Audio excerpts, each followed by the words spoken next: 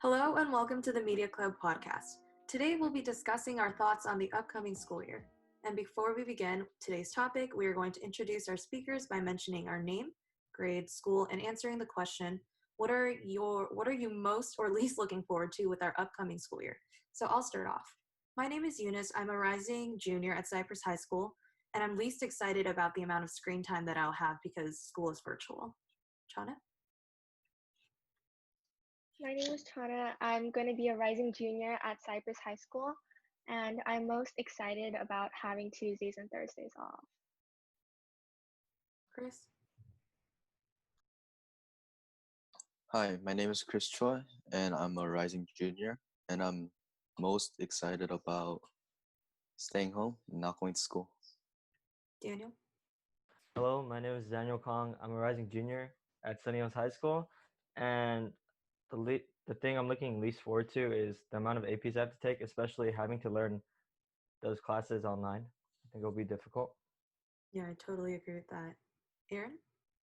Hi, my name is Erin. I'm a junior at Orange Lutheran High School, and I'm most excited for working in like a comfortable space in my room. Ready? Oh, sorry. I'm actually excited about distance learning because I can actually learn at my own pace. Okay. Galleon? Hello, my name is Galleon Zhen. I'm from UCSB, and I'm a freshman at UCSB. I'm actually less looking forward with my next upcoming school year. Joseph? Hi, I'm Joseph Kim, and I'm going to Cypress High, and what I'm looking most forward to is the 15-minute passing period. Joshua? Hi, I'm Joshua Song. I'm an 11th grader at Valencia High School, and I'm least looking forward to online testing. Kyle? Hi, I'm Kyle Min, and I'm looking least forward towards SAT. Yeah, I definitely have to second that. Leanne? I'm Leanne. I'm a rising junior at Oxford Academy, and I'm most looking forward to spending more time with my family. Lois? I'm Lois. I'm a rising freshman at Cypress High School, and I look forward to being able to sleep in more. Ryan? I'm Ryan, a rising junior at Sunny Hills High School, and the only thing I probably am like least looking forward to is just fully online schooling. Sean Kim? Hi, my name is Sean Kim. I'm rising senior in Yorba High School, and I'm least looking forward to my upcoming next school year because I'm going to miss all the extracurricular activities. Sean's son? Hi, I'm Sean. I'm a rising sophomore in Troy High School, and I'm looking least forward to my sports because water polo, it's supposed to have a lot of contact, but we can't even pass balls. Then lastly, Victoria. My name is Victoria, and I'm a junior at Troy High School. I'm just excited to see what junior year will bring. All right, so now that we've introduced everybody, let's start with this month's podcast. So the first question will be, what are your overall feelings about the upcoming school year? What are you most excited about? What are you nervous or anxious about? Give you some time to think about it, like anything that you guys are nervous about. I know we mentioned that we're excited about the passing periods. Is there anything else in particular that you guys feel about the upcoming school year? Actually, I'm pretty nervous about having to meet my teachers, like our first impression is not going to be physical, but over the internet, like Zoom or something. So I'm pretty worried about that. Yeah, definitely. Those are super important, and we'll have to figure that all out online. So that'd be kind of difficult. Anybody else? What are our overall feelings? I'm probably most worried. I'm probably me, along with probably a bunch of other juniors, are probably worried about what like this year will hold for us, since this is our hardest year, because this is where colleges really look at where your how you are doing and whether if you qualify or not.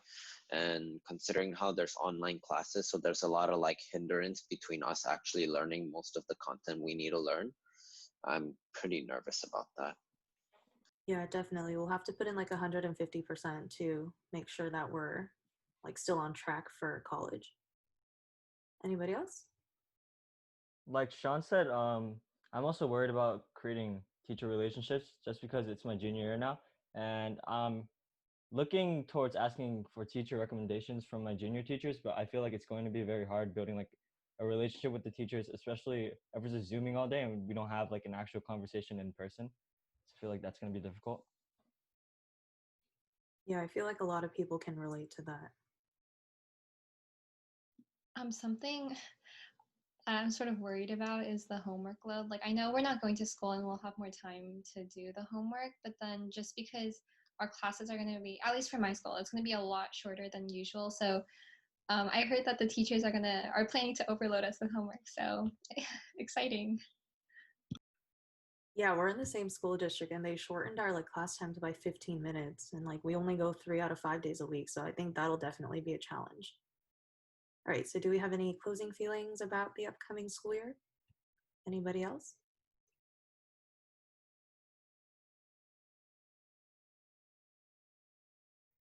All right, I think overall we're just nervous that because everything's virtual, we won't be able to, for example, like get our right teacher recommendations and all of that.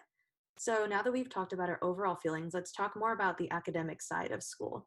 So for standardized testing, does anybody still need to take their standardized tests like APs, SAT, ACT? Well, actually, I had an SAT coming this August, but apparently because of all this, the high school just said that you can't take SATs here anymore. So my test got canceled, and I can't like sign for another one until October. So I'm just taking it next year. Yeah, I also signed up for one in August, but I still haven't gotten a notification if they're still holding that. So that's definitely a challenge with the SAT, I think it was. So I'm guessing a lot of us still have to take the SAT, ACT, and are planning to take those, for example, like AP tests or like subject tests in the near future. So given that, do you guys think that colleges should still consider these test scores when trying to admit students? I think a lot of issues with that is most of us probably think, hey, if we don't have the SAT, our acceptance into college would probably be easier. But then what it technically does is that essentially if schools do make it optional, it means you can turn in your scores, but you are required to take the test.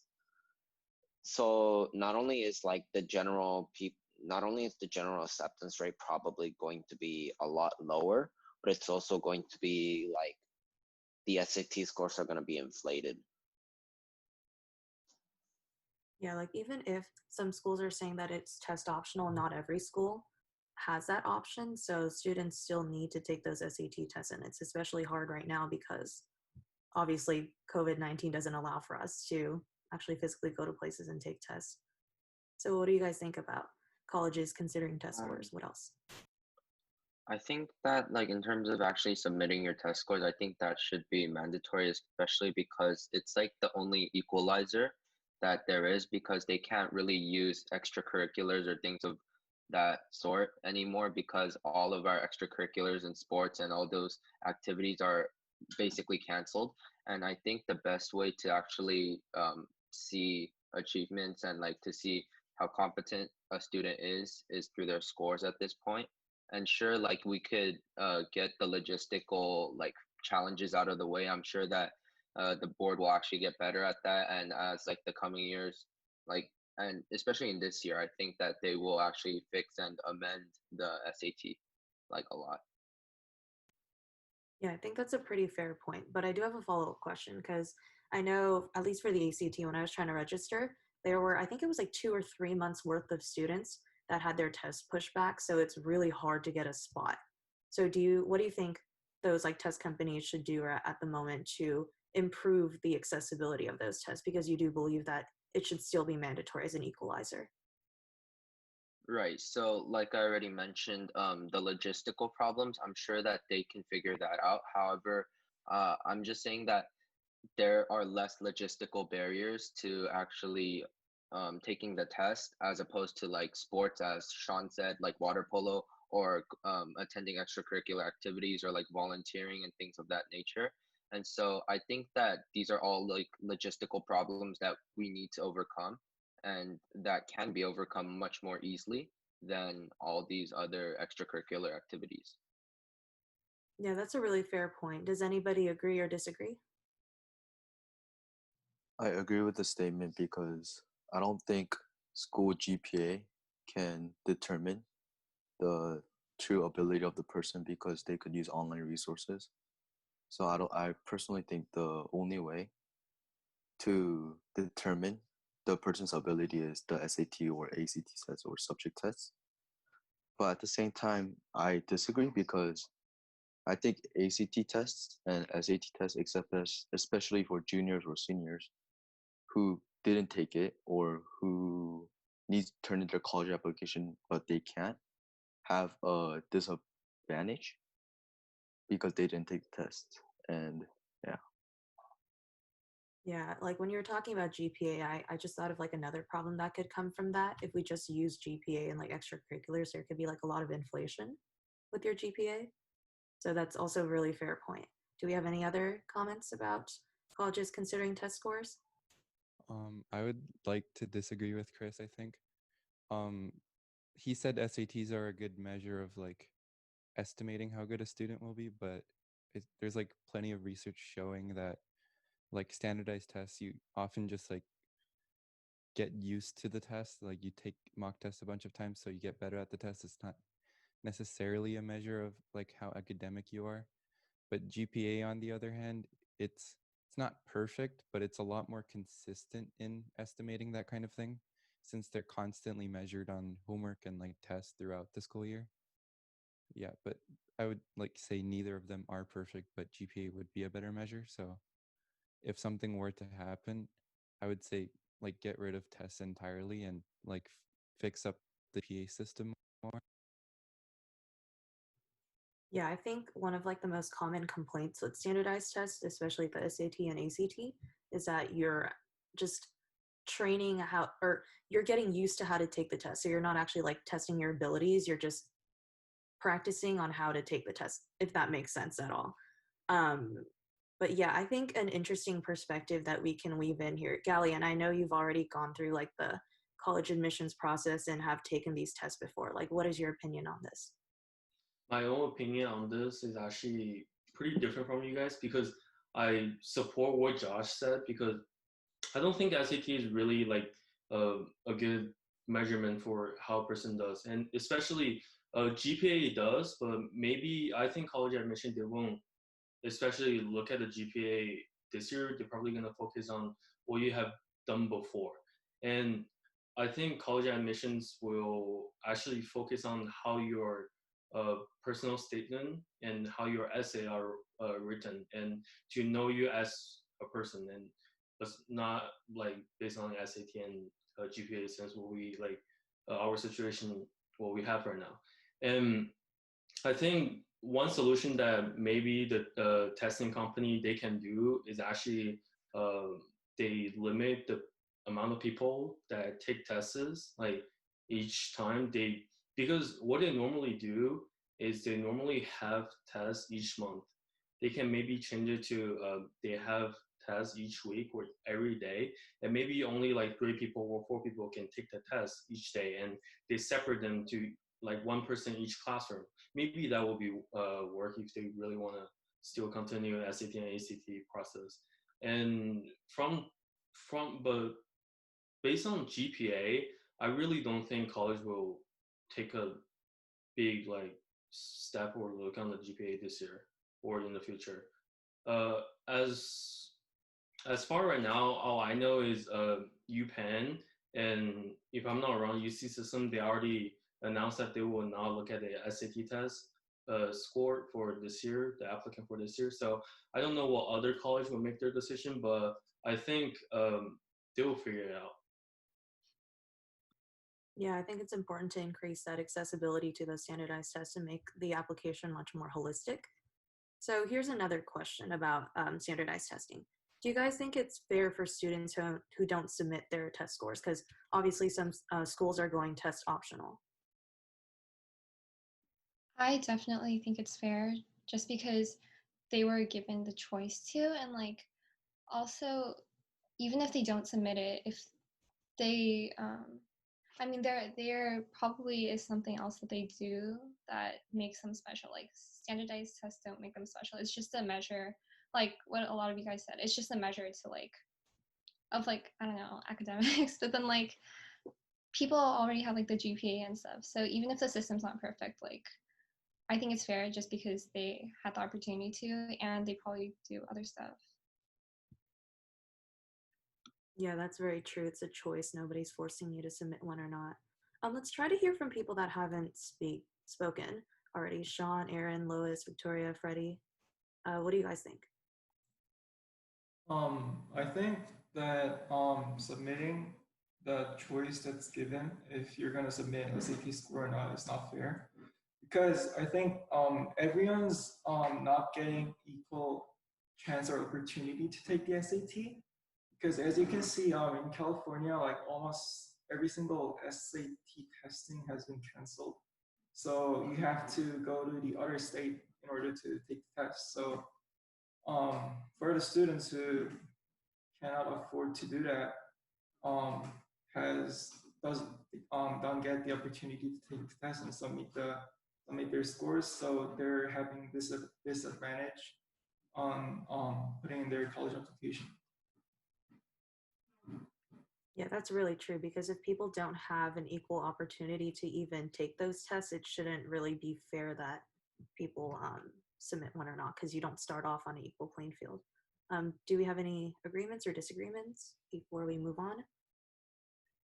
I would like to sort of disagree on it just because everyone who's not everyone, but a lot of the people who are applying to college at that time, they're all experiencing the similar situations because Corona is right now, and all of us right now are experiencing it. So just because that like people couldn't take it doesn't mean that other people were able to take it because they weren't able to.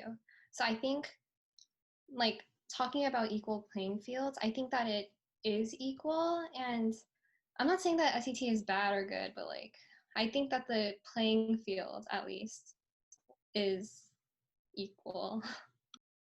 Okay, any last comments before we move on to our next spiel? I would also like to disagree with Sean. It's like with such short notice, it's only been like 5 months since they told us that kind of thing. So like I think it's only right. I don't know about if it's fair, but I think it's right that we are at least given the option to submit the test. Uh, and I don't think it's ever really been like a fair like playing field for everyone. Like that's a different systemic problem that we can't really fix just by like accepting or not accepting tests. So I think that's an independent problem of this thing. All right, so let's move on to our next topic. So what type of learning is your school offering for this school year? Online learning, hybrid, fully in person? Well, my school is actually going to do hybrid. Like they already introduced us to cohorts like A, B, or C, like determined by our last names. But just recently they changed it to just full online. We don't have a choice anymore. So yeah, that's a pretty big bummer. Yeah, I know my school had the same scenario where at first they entertained the thought of hybrid, but our board like voted to go full online. I think that's pretty representative of um, our group here that we're all going online. Correct me if I'm wrong. Is anybody going hybrid? Okay, I think I was right. Yeah, I think most of us are going fully online. I do think that's the safest option. So, do you like or do you guys wish that there were other options? Like, I know Sean, you were saying that it's like unfortunate that you guys had to go all online. So, do you guys wish that there were other options for you, like for people who weren't as worried about Corona or something? I think that this was probably like the best option because instead of trying to fix our current solution, I think it's way smarter to kind of play things safe until we can so that we can go back to like how things were before as quickly as possible instead of trying to like quicken the process but like making things worse. Does anybody agree or disagree or have anything to Yeah. add? Oh, sorry. Actually, I agree with Ryan because I know I really want to go back to school, but I think that even though that's what I wanted to do, I think going distance learning makes it more possible for us to like go back to school in the second semester maybe, or at least for our senior year. So I think this is the safest option for us. Any more comments about that? I also think distance learning is better because like people mostly focus on the students, I think, when they talk about going back to school, like how they're less likely to be severely affected by the disease. But then like I think a lot of teachers are at risk. Like a lot of the teachers at my school are like perfectly within the susceptible population. So I think it's better for just everyone to do distance learning instead, just for everyone's safety. Yeah, that's very true. Okay, before we close, let's try to hear from Lois, Victoria, and Freddie. You guys haven't said anything so far. So what are your guys' opinions on the type of learning our schools are offering? I agree with Chana and Joshua. This definitely isn't ideal for me personally, but I think it is the safest option. And with the conditions right now, safety is our #1 priority. So, yeah. Yeah, Freddie? I also agree because I also think that this is the safest option, and I feel like these models will last until the vaccine comes out because yeah, so then we can actually go to like hybrid or fully in person in the second semester or at least our senior year. So yeah. All right, so that was the last of this month's podcast. Thank you everyone for tuning in, and we'll see you next month. Thank you.